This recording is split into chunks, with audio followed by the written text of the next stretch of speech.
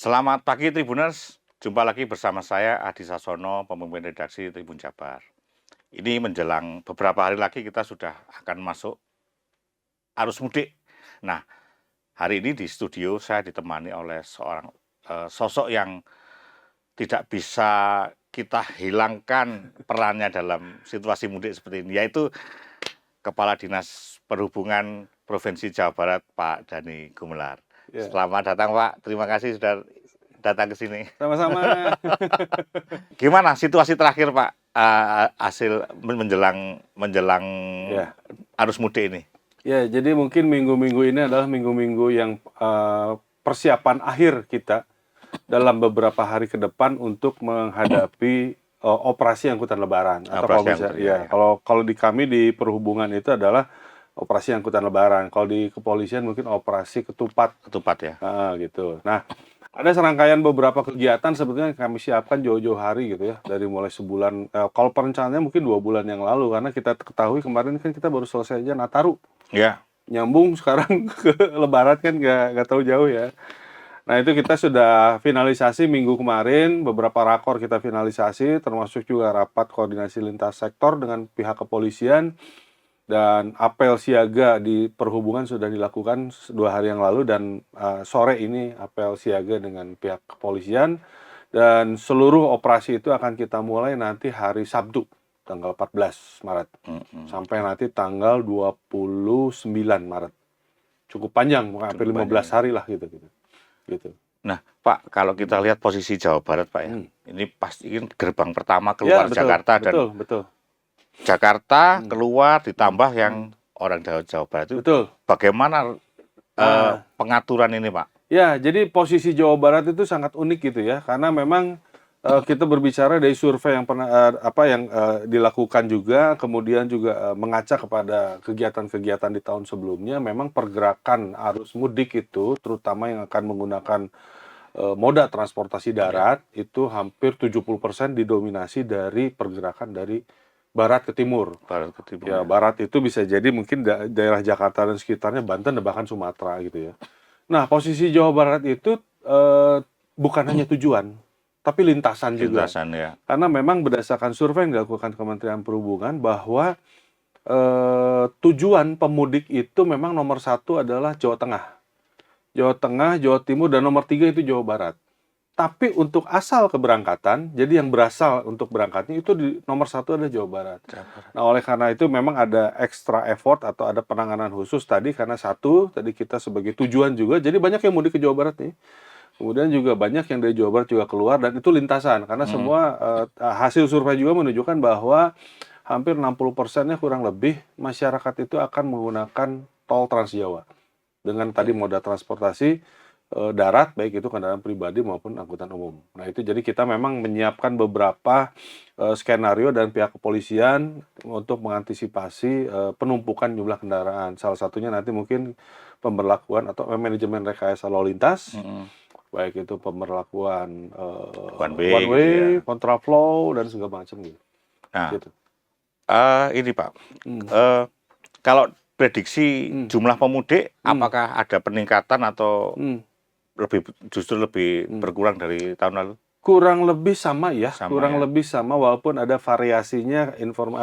Survei berdasarkan Kementerian Perhubungan ada penurunan 1%, tapi survei yang kita lakukan ada penaikan 2% gitu, 3%. Tapi uniknya gini nih Pak, jadi kalau kita bagi 2 jalur utama mudik itu ya, yang satu adalah Pantura, yang bawah itu adalah jalur selatan.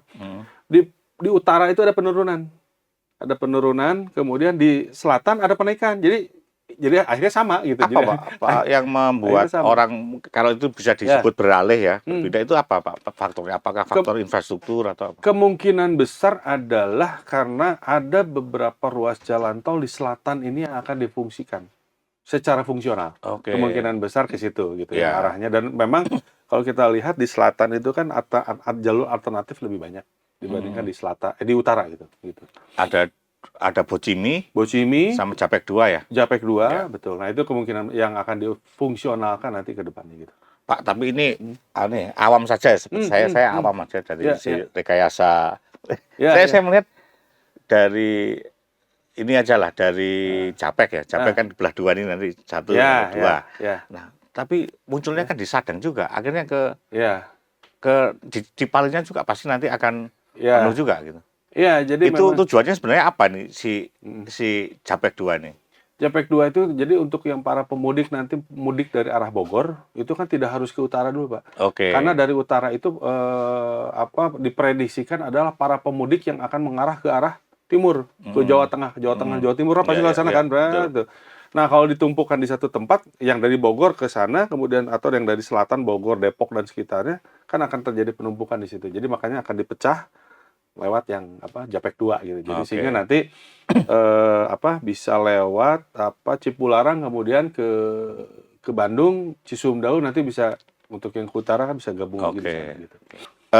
Kita melihat masih soal Hmm, keunikan Jawa Barat tadi, Pak. hmm, hmm, Kita kan melihat ada beberapa hmm, bottleneck gitu ya, hmm, misalnya hmm, hmm, hmm, bottleneck yang ya sudah hmm, kita umum ya, misalnya hmm, Nagrek hmm, ya hmm, dan beberapa di daerah situ itu. hmm, Apakah hmm, masih kira-kira masih seperti itu kondisinya atau hmm, ada penambahan bottleneck baru kira-kira hmm. seperti itu? Kemungkinan sama ya, hampir sama, kemungkinan sama kalau kita berkaca 2-3 tahun kemarin atau pasca COVID gitu ya, Mm-mm. kemungkinan sama. Kenapa? Karena tadi satu hal lagi, eh, kalau misalkan saya detailkan ya terkait Hmm, dengan hasil prediksi kita ya, tadi lingkupnya nasional Pak. iya. Kemudian kita detailkan lagi berdasarkan hasil survei 2 bulan terakhir, itu menunjukkan memang internal Jawa Barat gitu ya, itu asalnya itu memang dari Bogor. Bogor dan Oke. sekitarnya, Bogor. Bogor, Bekasi, Depok dan sekitarnya. Kemudian tujuannya adalah Periangan Timur, Pak. Periangan Oke. Timur itu adalah Garut, Iya. Tasik ya. Tasik, ya, kemudian bahkan sampai ke Pangandaran. Nah ini mungkin nih jadi catatan adalah dalam masa angkutan Lebaran ini kita bagi menjadi 3 periode. Periode pertama adalah arus mudik, Iya. itu H-7 tuh. Iya. H-7 yang kemungkinan besar akan dimulai nanti Sabtu tanggal 14. 14. Kemudian puncaknya tanggal 18 hari Rabu. Nah kemudian adalah waktu Lebaran nih, hari Lebaran atau hari Idul Fitri. Hmm. Nah, itu H+2 dan 3 atau 4 itu biasanya akan didominasi oleh masyarakat yang akan melakukan kegiatan wisata. Hmm. Nah, biasanya gitu kan. Nah, kegiatan wisata oleh karena itu tempat-tempat wisata biasanya akan penuh. Dan terakhir adalah arus balik. Nah, arus balik itu nanti perkiraan ada sekitar tanggal 23 atau hari terakhir menjelang masuk itu di tanggal 28. 28. Jadi ada 3 periode yang perlu kita antisipasi. Tadi arus mudik, Wisata. arus wisata, kemudian arus balik. Nah, di selatan Jawa Barat itu adalah dominasinya memang adalah Wisata. wisata. Oh, Ada oke, Pangandaran, oke. Cipanas Garut, Pak, kemudian Tasik dan sekitar. Nah, gitu jadi. Nah, Hmm. ya ini Hmm. menarik, Pak. Hmm. Kalau kita lihat Hmm. personil ya, Hmm. nanti Hmm. di sub kan ada ribuan pasti Ya, ya, ya, ya. ribuan. Ya. Nah, apakah Hmm. ketika nanti terjadi pergeseran Hmm. dari arus dari tol ke Hmm. selatan Hmm. yaitu Hmm. untuk wisata, Hmm. apakah akan juga ada pergeseran personil di sub, Pak? Ya, untuk personil memang sudah kita plotting di masing-masing tempat, Pak. Oh, Jadi oke. kurang lebih ada 4.000-an lah ya, 4.000 gabungan petugas yang dari kami, Dinas Perhubungan Provinsi Jawa Barat, Dinas Perhubungan 27 kabupaten kota, kemudian juga ada Kementerian Perhubungan. Nah, itu dari kami. Belum lagi nanti ditambah kurang lebih ada mungkin 16 polisi itu kurang lebih menurunkan hampir 10 ribuan lah ya gitu ya. Nah, memang sudah kita tempatkan plotting-plottingnya karena tadi itu karena kalau misalkan titik-titik kemacetan itu tadi arus mudik itu mungkin nanti terkonsentrasi di utara, kemudian nanti kalau wisata itu biasanya di Bandung, Bogor dan Periangan Timur atau Pangandaran, Tasik dan sekitarnya, Garut, dan terakhir nanti arus balik. Jadi memang kita tempatkan di situ karena untuk mengantisipasi takutnya ada pola pergerakan yang memang tidak mendadak itulah. Ya, ya. Gitu. Kalau kita lihat di selatan berarti kira-kira merata, Pak ya, Ya, mulai dari Sukabumi sampai Pangandaran betul, ya. betul. Itu keberminatan masyarakat memang paling tinggi ke Pangandaran. Kemudian Pelabuhan Ratu sama Cipanas Garut ya. Nah, Cipanas Garut ya. Itu paling tinggi di hari-hari H+2 dan 3 biasanya gitu. Kalau itu kalau boleh tahu Hmm. lebih detail pengaturan seperti apa tuh nanti kira-kira, Pak? Kalau nanti untuk yang di tempat wisata nanti akan sekali lagi semua ini kami dalam koordinasinya adalah untuk penerapan rekayasa lalu lintas atau penanganan lalu lintas itu di bawah kendali kepolisian, Pak. Jadi kalau tadi misalnya tempat-tempat wisata nanti oleh Polres atau Kasat Lantas setempat. Oke. Nah, akan didukung oleh Dinas Perhubungan setempat. Ya. Contoh di Pangandaran katanya ada nanti informasi rekayasa lalu lintas yang masuk ke dalam kawasan dan yang keluar kawasan. Jadi itu nanti diskresinya atau penanganannya oleh pihak kepolisian dan berlakunya situasional, Pak. Jadi apabila ada penumpukan maka akan dialihkan. Itu sudah ada beberapa skenario. Iya, kelemahannya di selatan masih banyak jalur sempit, Pak ya. Nah, itu. Karena dia harus menampung kendaraan sedemikian banyak ya. Iya. Ya gitu. Iya. Ini Pak, kan kalau kita baca-baca berita dari pernyataan Pak Gubernur, kemudian kepala-kepala daerah lain, sekarang sedang mengejar banyak infrastruktur jalan untuk diperbaiki. Yang dimonitor seperti apa, Pak? Kalau untuk pembangunan infrastrukturnya memang itu ada di kewenangan teman-teman PU, Pak. PU ya. Nah, baik itu Kementerian PU maupun di kita adalah di Dinas Bina Marga termasuk kabupaten kota. Nah, kami sudah menghimbau dan melakukan rapat koordinasi itu memastikan bahwa H-7 dan H+7 itu seluruh kegiatan infrastruktur dihentikan. Selesai nggak selesai? Kita push untuk diselesaikan, Pak. Nah, jadi contoh ya, kemarin mungkin kalau Bapak tahu di beberapa tol kan banyak perbaikan perbaikan jalan sehingga menyebabkan kemacetan adalah untuk mengejar itu, Pak. Satu, terus kemarin juga ada beberapa jalan yang terdampak akibat dari kondisi cuaca kan, jalan bolong apa dan segala macam. Kita upayakan kemarin terutama untuk jalan provinsi sih insya Allah aman ya, sudah 100% minggu ini selesai. Demikian juga saya laporan dari para penyelenggara jalan tol juga sama sudah selesai.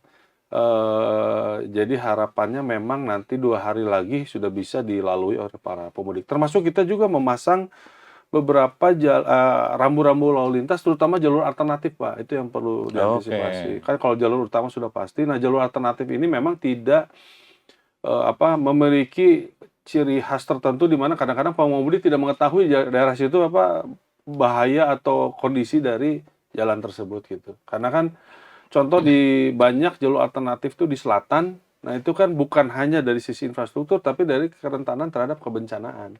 Apalagi sekarang kan kondisi kita sedang curah hujan masih cukup tinggi, bahaya longsor segala macam juga masih cukup tinggi gitu ya.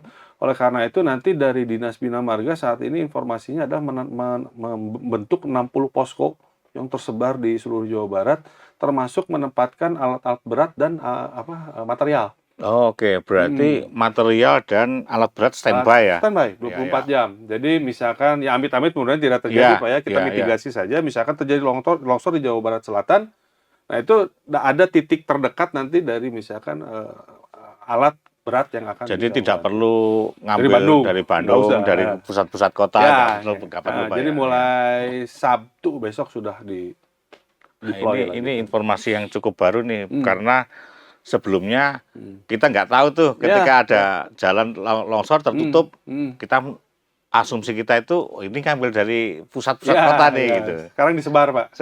Itu mulai tahun ini atau gimana, Pak? Sebetulnya sudah dari tahun-tahun sebelumnya, tapi intens memang di tahun ini karena kita kan sekarang lebarannya itu maju dalam musim hujan ya itu. Iya, betul, Pak. Apalagi beberapa bulan kemarin kan banyak kejadian longsor itu yang kemarin kita dengan BPBD gitu, Basarnas itu perlu diantisipasi dan memang arahan dari Pak Menteri Perhubungan dan Pak Menteri PU juga gitu, jadi mengantisipasi itu. Ya kan kalau nggak salah itu beberapa bulan Desember muncul prediksi BMKG bahwa sampai April cuaca ekstrim. Betul, BMKG dalam beberapa rapat koordinasi dengan kami sampaikan bahwa ada tingkat hujan intensitas hujan yang cukup tinggi memang sampai dengan April. Sampai dengan April ya. Gitu. Jadi yang perlu diantisipasi tadi di selatan kan banyak rawan longsor. Ya. Jadi secara umum Pak, mana yang lebih akan banyak mendapat perhatian dari utara atau selatan? Semuanya, Pak. semuanya. Semuanya. Jadi kita bahkan memetakan sampai dengan tadi jalur-jalur Mm. alternatif, terus titik-titik rawan kemacetan akibat aktivitas masyarakat, misalkan ada pasar, terus kan juga ada yang kegiatan nyekar ke pemakaman gitu Iya, iya, segala iya. macam. Semua kita petakan. Jadi semua unsur bukan hanya kami Pak. Jadi karena di dalam penyelenggaraan angkutan lebaran ini mungkin lebih dari 20 stakeholder ya. Ada Satpol PP, Dinas Kesehatan segala macam dilibatkan gitu. Oke. Eh, tadi disebut bahwa arus utama itu dari barat ke timur. Timur, betul. Nah, yang dari timur ke barat ini Hmm. berapa persen Pak dalam arus mudik? Bukan sebelum balik ya? Kecil lah, Kecil relatif ya? kecil lah, relatif kecil. Jadi kalau kita bandingkan 100% itu mungkin 70% ke arah timur. Kemudian kalau timur ke baratnya mungkin kurang 30-20% lah. Itu banyak kan berhenti di Jawa Barat ya, nggak sampai Jakarta mungkin. Ya kecil gitu Ya, ya. Jawa Barat dan Banten, Pak. Jawa Barat dan Banten ya. Dan Oke. penyeberangan ke Sumatera. betul. Oke. Gitu. Banyaknya di situ. Terus Pak, kebiasaannya kan truk-truk sumbu selesai nih. Ya, nggak boleh lewat. Itu boleh. sampai kapan, Pak? Mulai kapan sampai kapan? 14 Maret sampai dengan 29 Maret. Jadi hampir 2 minggu ya, hampir 2 minggu. Untuk kebutuhan logistik? Ada pengecualian Pak. Jadi di dalam surat keputusan bersama antara Menteri Pekerjaan Umum, antara Direktorat Jenderal Bina Marga, Direktorat Jenderal Perhubungan Darat dan Kepala Kepolisian Korlantas gitu ya. Itu khusus untuk ada pengecualian kendaraan satu mengangkut bahan pokok. Ya. Yang kedua adalah bahan yang mengangkut bahan bakar. BBM, gas segala macam. Kemudian ketiga adalah hantaran ternak. Ya, itu masih dikecualikan. Yang paling penting nih Pak, nomor 4 adalah hantaran uang. Wah, ya penting ini. Karena untuk membagi-bagi THR.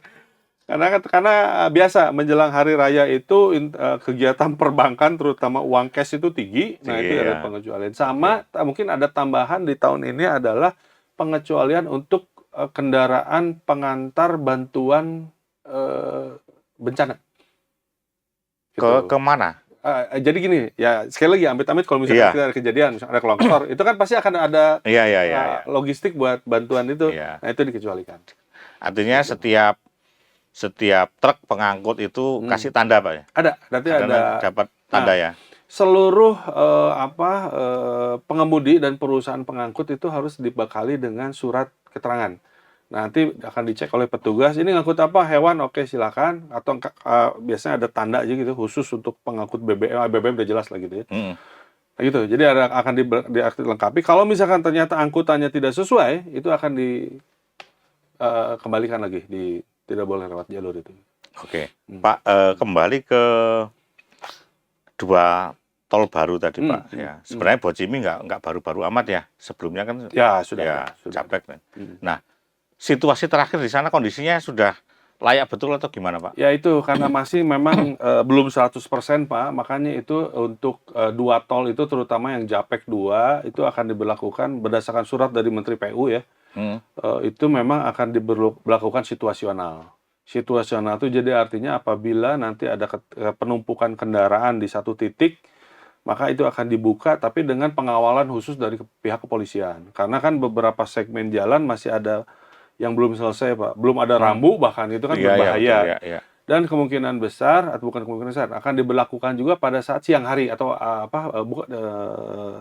siang hari lah, tidak di malam hari karena kan penerangan jalan belum ada ya. Betul. Dan itu pengawalnya ekstra ketat dari pihak kepolisian. Nah, jadi sekali lagi itu nanti bergantung kepada situasi di lapangan. Apabila misalkan ternyata situasi di lapangan menyatakan bahwa itu masih kondusif, berarti belum dibuka, tapi ada penumpukan akan dibuka oleh pihak kepolisian. Oke, jadi belum pasti juga. Belum pasti juga. Tapi disiapin ya. Betul. Bocimi gimana Pak? Sama itu juga. Itu juga karena Bocimi itu adalah bottleneck-nya pada saat keluar Parung Kuda Pak. Itu kan ada pertigaan menuju Pelabuhan Ratu, yang satu menuju Sukabumi. Nah itu tiap tahun memang terjadi penumpukan luar biasa. Jadi tadi harapannya bisa diperpanjang sedikit sampai keluar kalau nggak salah Cibadak atau apa gitu ya. Gitu. Tapi memang dari surat dari Kementerian PU sih menyebutkan bahwa memang sudah bisa digunakan secara fungsional, tapi tadi dengan dari pihak kepolisian yang akan melakukan pengawalan khusus di Ya. jalur Kalau tersebut. dulu kan isu yang gede kan waktu longsor ya di Bojimi ya, Bojimi, tengah-tengah betul, Bojimi betul, ya. betul. Itu aman sudah Pak? Aman, aman. Kemarin Aman sudah ya. dicek, sudah disurvei, informasi dari Badan Pengatur Jalan Tol sih udah aman, termasuk operator. Nah, eh untuk jalan tol Pak dari sampai di ujung timur ya. Berarti Cirebon ya berarti ya. Iya, Cirebon. Nah, ada layanan baru nggak Pak yang disediakan tim baik ke koordinasi yang Ya. disub dan kepolisian dan Ya. yang lain? Yang pertama adalah menyediakan layanan BBM portable, Pak. BBM portable. Nah, jadi biasanya adalah rest area itu selain tempat peristirahatan adalah kebutuhan untuk pengisian BBM. Iya. Nah, sekarang adalah fenomenanya banyak masyarakat yang menggunakan kendaraan listrik, Pak. Ya kan? Oke, Nah, ya. kemarin memang ada satu inovasi, kemungkinan besar di daerah Cirebon kemarin ada inovasi, salah satu perusahaan ini akan menyediakan charging listrik portable, Pak. Wah, Kalau apa itu kan jadi mungkin ada genset nanti di dalam mobil truk Iya. ya. Nah, itu. Genset. Oke. Karena kalau mobil listrik atau kendaraan listrik, kalau kendaraan itu kan masih bisa didorong ya lah. Iya. Kalau kendaraan listrik kan tidak bisa, Pak. Ya, dan Nah, kalau macet Macamnya balik nah itu. berarti perkiraannya kan Ya. berkurang itu kan Udah berarti. gitu pada saat mengecas mobil kendaraan listrik kan juga butuh waktu dibandingkan mengisi BBM. Iya, Karena pasti betul. kan tidak mungkin 15 menit, Pak. Rata-rata setengah jam sampai 1 jam. Nah, itu sepertinya tidak ada di tahun lalu Pak ya. Tidak ada, Pak. Ini saya juga dapat informasi kemarin dari Pak Kapolda, katanya dari Pak Wakapolda bahwa ada satu inovasi bagus itu saya rasa bagus ya untuk membantu Iya, masyarakat. betul. Gitu. Ada perkiraan nggak Pak berapa mobil listrik yang sekarang tahun ini Jakarta pasti penuh tuh ya? Iya. Saya nggak tahu ya populasinya, tapi lumayan cukup tinggi ya, cukup tinggi. Tapi kami sangat menyarankan bagi masyarakat untuk yang menggunakan kendaraan listrik agar dapat memetakan lebih awal, Pak. Jadi kan mungkin bisa memperkirakan ya. Kita berangkat dari tempat asal 100%, kira-kira di 60%-nya di mana itu. Kalau nggak habis baterai kan, waduh celaka. Ini gitu. agak riskan ini mobil listrik kayak gitu. Kalau dalam posisi normal nggak apa-apa, tapi posisi normal mudik nggak ini kan apa-apa. Iya. macet gimana coba? Walaupun sekarang SPKLU memang di beberapa rest area itu sudah ditambah, kemudian di kantor pemerintahan sudah ada, dan yang pasti ada di setiap kantor PLN ada. Tapi sekarang itu masalahnya adalah SPKLU itu kan tadi sekali ngisi kan lama ya, jadi kan nunggu ini juga lama, Pak. Iya. Nah itu. Tapi ya perlu diantisipasi. Menurut saya perlu ada perhitungan khusus lah bagi para pemudik yang akan menggunakan kendaraan listrik itu. Oke. Ini kan saya beberapa kali Lebaran itu lewat jalan tol, selalu tidak kebagian rest area, Pak. Jadi jalan di akses rest area itu sudah parkir tuh orang. Ya, untuk berarti sudah nggak bisa dimasukin. Nggak bisa, betul. Nah, ada antisipasi khusus nggak, Pak? Nah itu jadi kan terutama pada saat pemberlakuan one way, Pak, one way nasional itu akan diberlakukan. Saya lupa lagi ada tanggal-tanggalnya ya, ditetapkan oleh Korlantas. Nah itu kedua sisi rest area akan dibuka. Jadi kan biasanya rest area AB ya. AB itu dua-duanya pasti dibuka. Kemudian kedua adalah memang penumpukan itu akan terjadi di rest area. Nah kami menghimbau, nanti mungkin ada petugas di lapangan akan mengingatkan kembali bahwa ada maksimal terkait dengan waktu ya. Waktu gitu. Karena kita kan harus berbagi juga sama para pemudik yang lain. Nah ini juga himbauan kepada masyarakat agar sekali lagi mohon dengan sangat kami himbau agar dapat diperhitungkan, Pak. Jadi diusahakan berangkat dari tempat asal itu full tank lah gitu ya. Iya. Kira-kira ini kapan nih? Kira-kira habis ini. Berarti di sini. Oke, kalau gitu ditarik aja sebelumnya. Atau alternatif kedua memang keluar dulu ke jalan arteri gitu ya. Jangan dipaksakan untuk memaksakan ke rest area gitu kan, misalnya terjadi penumpukan. Dan itu tadi memperhitungkan waktu lah. Memperhitungkan waktu. Apalagi sekarang dengan kebijakan pemerintah yang kurang lebih hampir 2 minggu masa ininya ya, masa angkutan lebarannya, terus ditambah dengan kebijakan work from home, rasanya para pemudik bisa lebih leluasa mengatur ya, Pak ya. Betul. Jadi tidak harus dipaksakan misalkan H-3, H-4, nah kan bisa misalkan dari hari sebelumnya. Tapi kan kecenderungan ya kita memaksimalkan liburan, jadi tetap Duluan. nempunya di awal sama akhir ya. Betul. Tapi kalau lihat ke tren kemarin sih lumayan cukup baik, Pak ya, tidak terlalu signifikan gitu. Apalagi dengan pemberlakuan one way nasional itu cukup memperlancar lah gitu. Iya, iya, iya. Eh, Hmm. ada berapa masjid Hmm. di arteri yang jadi ini, Pak? Nah, Udah muncul laporan nggak?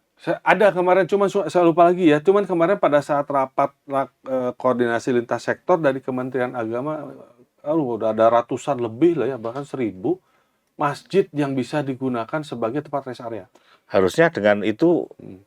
semoga tidak terjadi penumpukan di Betul, rest area, Pak ya. betul, Keluar betul. dulu ya. Keluar dulu ya. gitu. Ya, Kementerian Agama sudah merilis kemarin sejumlah masjid yang bisa menjadi rest area. Mungkin nanti bisa cek di media sosialnya Kanwil Kementerian Agama gitu ya. Mm-mm. Bahkan di situ ada tadi fasilitas apa aja di situ. Ada beberapa yang ada charging station. Oke, Terus ada beberapa yang memberikan semacam fasilitas kesehatan, kerjasama dengan dinas kesehatan dan segala macam, termasuk tempat istirahat pemudik gitu.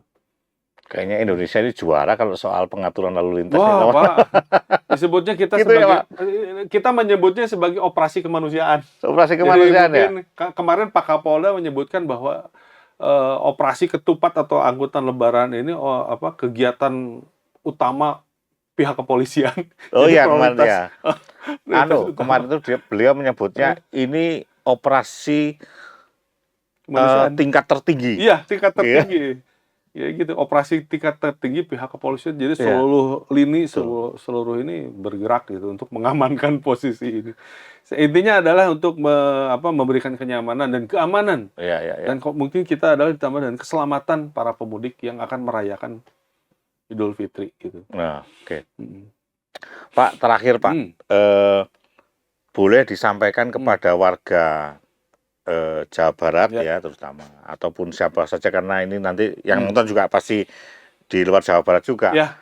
Apa yang penting dilakukan oleh para pemudik? Oke. Silakan Pak. Ya, jadi mungkin pertama sekali lagi bahwa kami dari pemerintah dan pihak kepolisian itu memberikan pelayanan yang terbaik lah ya bagi masyarakat, tadi memberikan keamanan, kenyamanan dan keselamatan, terutama kami dari sektor transportasi. Ada 2 hal mungkin yang menjadi catatan, karena berdasarkan survei dan tren tahun-tahun sebelumnya, masyarakat itu satu pasti di atas 70% akan menggunakan kendaraan pribadi. Baik itu mobil maupun kendaraan roda 4 maupun roda 2. Untuk masyarakat yang akan menggunakan kendaraan pribadi, agar dapat mempersiapkan kelayakan dari kendaraannya.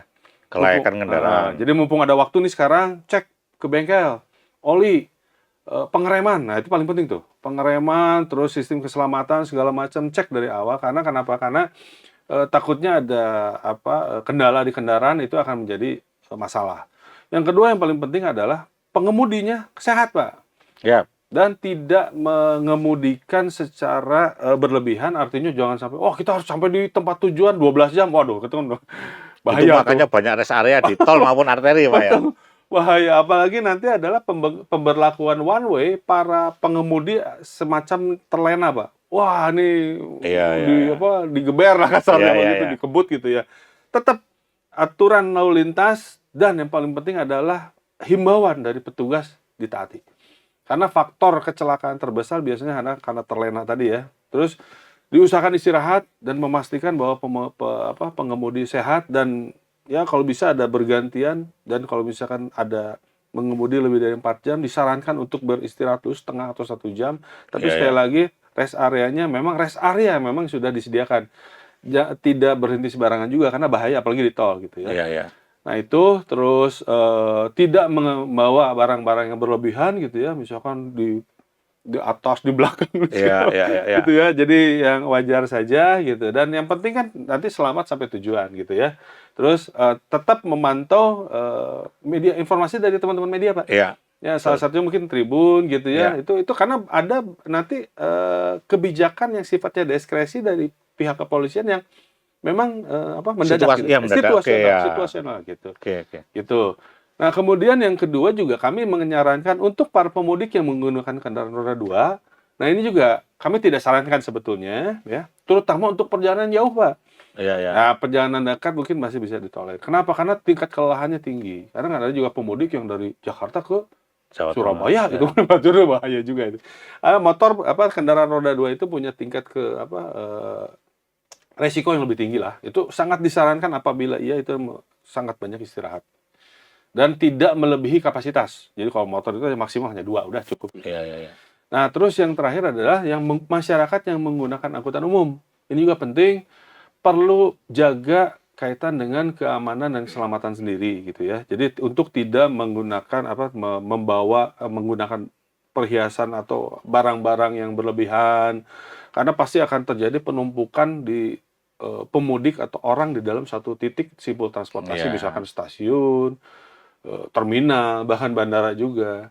Terus membawa barang-barang yang tidak terlalu berlebihan tadi, tidak mengundang Kriminalitas ya. kriminalitas gitu, karena ya kita ya tahu sendirilah pada Iya. banyak orang gitu ya. Dan yang paling penting adalah tadi untuk yang menggunakan kendaraan umum adalah untuk mempersiapkan jauh-jauh hari Pak, jauh-jauh jam datang ke misalkan gini, untuk masyarakat yang akan stasiun itu Iya. dipersiapkan jauh-jauh ini. Jadi jangan terlalu mendadak. Kenapa? Karena pasti akan ada terjadi penumpukan kendaraan. Iya. Misalkan stasiun Bandung nih, Iya. berangkat kereta jam 8, Pak. Iya. Ya itu kalau bisa sejam atau 2 jam sudah ada di stasiun. Karena kereta tidak akan menunggu penumpang Iya, gitu. Ke jam iya. 8 pasti berangkat Pak Iya. gitu. Jadi tidak akan Ah. menunggu. Nah, karena yang itu satu, menuju ke lokasi simpul transportasi terjadi penumpukan kendaraan. Terus yang kedua pasti banyak orang juga di situ. Ya Iya. kan kita ngantri dan segala macam. Iya, Jadi lebih baik menunggu gitulah dibandingkan daripada ditinggalin kan udah bayar tiket kereta mahal-mahal tiba-tiba ditinggalin. Iya, Nah, betul. kurang lebih gitu lah. Jadi himbauan kami untuk tetap menjaga keamanan dan keselamatan diri sendiri, karena sekali lagi ini bergantung kepada kita gitu ya, para pemudik dalam rangka nanti menyukseskan. Kita harapannya sih tadi ya, kita masyarakat aman, nyaman dan selamat untuk sampai di tujuan sehingga dapat berkumpul dengan keluarga dan merayakan hari raya Idul Fitri gitu. Oke, mantap. Ya. Oke. Demikian Tribuners bincang-bincang kami dengan Kepala Dishub Provinsi Jabar, Pak Dhani Gumelar. Kita banyak mendapatkan informasi yang sudah pasti tidak ada di tahun lalu dan ini Ya. banyak informasi fresh ya. Banyak imbauan juga yang perlu kita taati. Dan semoga nanti teman-teman Tribuners yang mudik juga selamat sampai di tujuan. Dan jangan lupa ikuti terus informasi seputar mudik di program Gas Mudik Tribun Jabar. Terima kasih.